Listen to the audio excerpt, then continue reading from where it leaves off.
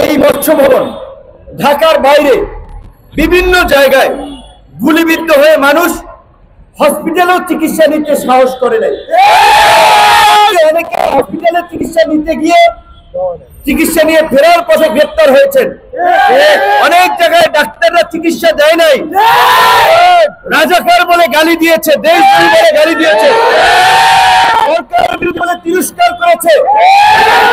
এটা শুধুমাত্র মফস্বল কিংবা ঢাকার দু একটি ক্লিনিক নয়, মোটামুটি প্রায় সমস্ত হসপিটালগুলোতে এই যে আওয়ামীপন্থী চিকিৎসকদের সংগঠন সাচিব এবং এই আওয়ামীপন্থী চিকিৎসকরা ছাত্রদেরকে চিকিৎসাও দেয় নাই।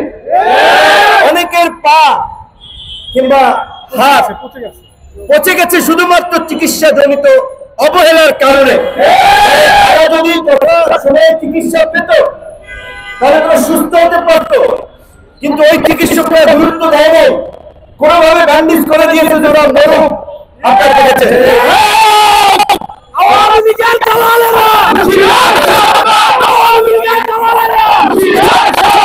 সরকারের বারবার আমরা বলে আসছিলাম, প্রথম এবং প্রধানতম কাজ হওয়া উচিত ছিল আহতদের খুঁজে খুঁজে বের করে সুচিকিৎসা নিশ্চিত করা।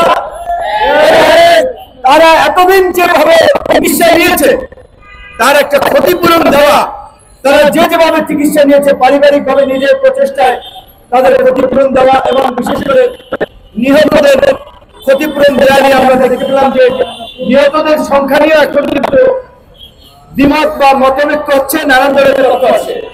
কোথাও কোথাও বলা হচ্ছে 1600 অধিক নিহত হয়েছে, আবার কোথাও কোথাও বলা হচ্ছে যে অফিসিয়ালি 800+। তাহলে মুক্তিযুদ্ধের শহীদদের মতো হয়ে গেল যে কেউ কেউ বলছেন যে 3 লক্ষ, আবার কেউ কেউ বলছেন যে 30 লক্ষ।